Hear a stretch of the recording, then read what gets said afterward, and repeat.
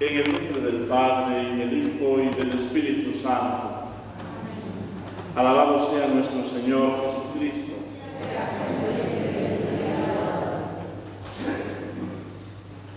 Queridos hermanos, sed bienvenidos a esta celebración en la que conmemoramos mensualmente a nuestro querido Padre Pío de Pietrelcina y a cuyo final tendremos la oportunidad de venerar la reliquia del santo y también de presentar ante ella nuestra más íntima y personal intención, petición que queremos hacer por su intercesión al Señor. Y lo hacemos en el contexto de esta misa de la vigilia de la Natividad de San Juan Bautista. Hoy inauguramos una nueva estación del año, empieza el verano. Pero de repente aparece como un sentimiento contradictorio cuando se nos invita precisamente al relax, al descanso. La figura de San Juan Bautista se nos vuelve para nosotros exigente. Él es precisamente la imagen de la austeridad, de la penitencia, del no relajarnos, sino todo lo contrario. Nos invita a la conversión y a preparar y disponer nuestra vida para recibir al Señor. Por tanto, la reflexión que nos toca hacer es que este tiempo que ahora comenzamos no ha de ser un tiempo en el que la mundanidad absorba todas las realidades de nuestra existencia, sino que aprovechemos ese tiempo de descanso, esas vacaciones, también para volver nuestra mirada al Señor, para rectificar aquello que no hacemos bien, que tenemos que enmendar, que corregir, que tenemos siempre necesidad de conversión en nuestra vida y que después, al término del verano, podremos con fuerza retomar nuestra vida cristiana con contundencia en todo aquello que sea menester.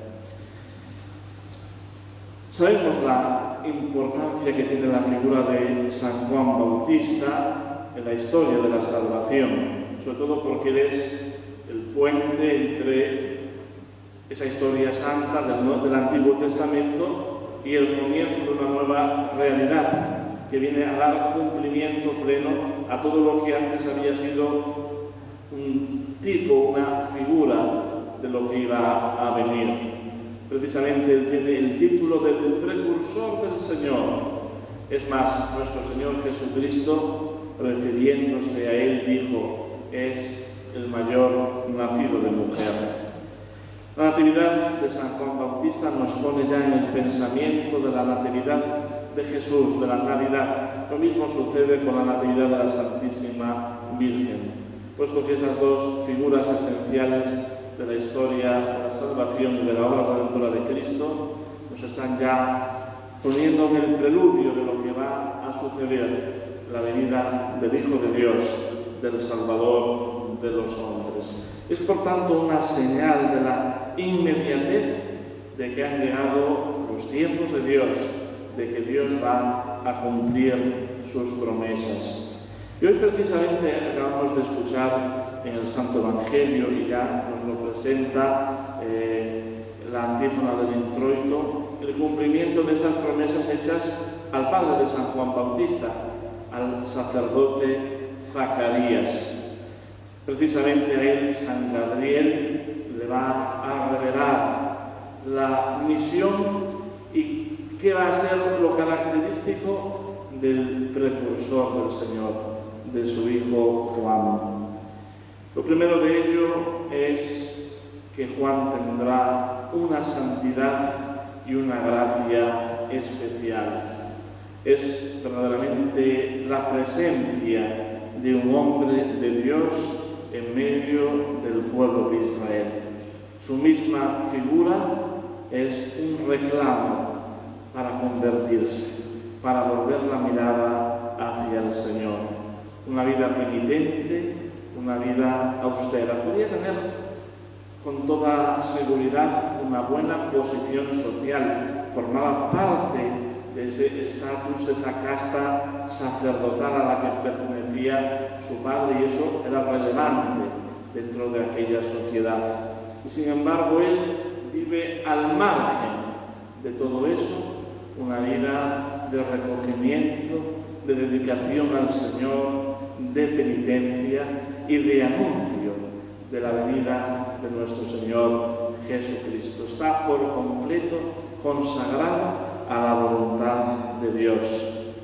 Los que se acercan al Jordán para recibir el bautismo de Juan ven un hombre santo, un hombre ejemplar, un asceta, alguien a quien los reclamos del mundo le son totalmente indiferentes, precisamente porque él tiene esa contundencia de denunciar toda la corrupción, como será precisamente en el caso de la denuncia que hará del rey y del adulterio que está cometiendo, que le servirá precisamente para padecer la cárcel y posteriormente la degollación, el martirio.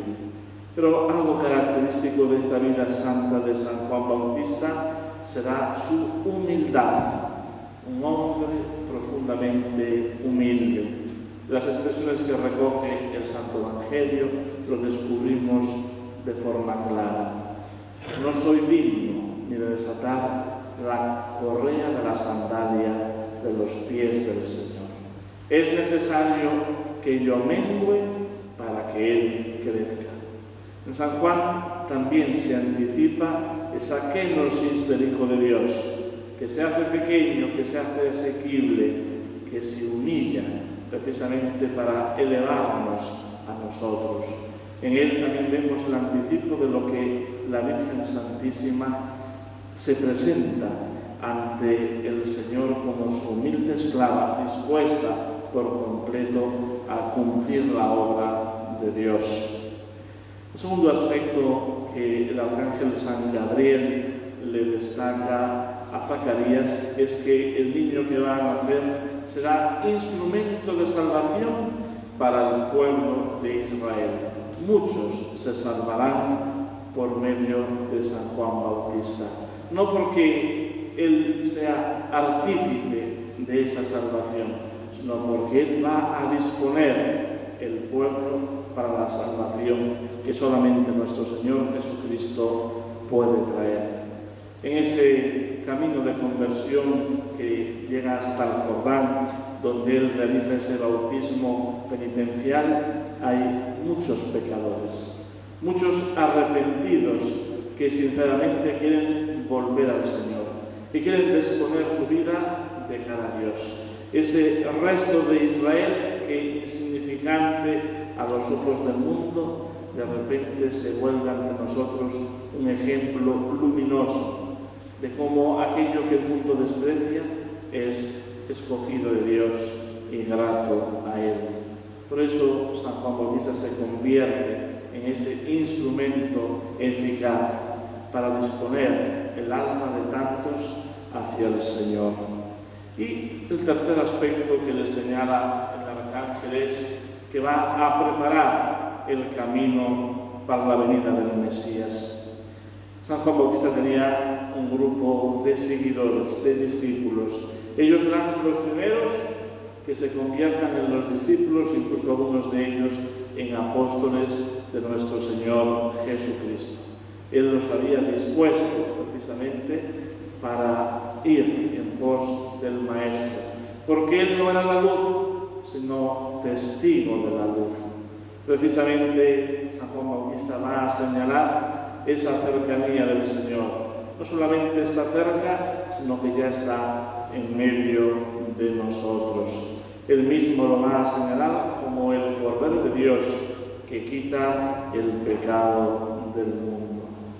Pues nosotros tenemos siempre la costumbre de buscar cierta relación entre la figura del santo que hoy celebramos en su vigilia, el día de su natividad, y también de nuestro querido Padre Pío. Y vemos un paralelismo realmente en lo que el Santo Padre Pío procuró vivir en su itinerario de santidad hasta alcanzar la cumbre de esa vida virtuosa, de esa vida totalmente consagrada al servicio de Dios, al cumplimiento fiel de su voluntad.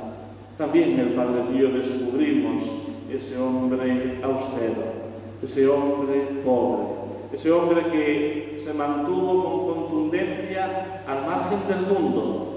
Lo podía tener muy cerca, precisamente porque estas personas tienen siempre el riesgo de que la mundanidad, de que los intereses humanos, de que tantos personas, circunstancias puedan despistarle realmente de su camino, y como el Padre Pío, al margen de todo aquello que le rodeaba, supo mantenerse fiel al Señor en su sencillez, en la cotidianidad de su vida conventual, de lo que él tenía que hacer, como él mismo se definía, un pobre fraile que reza. Él también tuvo una gracia especial, la gracia de los estigmas de Jesús, de llevar en su propia carne las marcas de la pasión del Señor. Y esto no le dio ningún tipo de protagonismo, sino todo lo contrario. Él permanecía oculto, disimulando, pasando desapercibido en una realidad que muy difícilmente podía hacer. Porque, en definitiva, su máxima preocupación era el contento de Dios, no el contento de los hombres.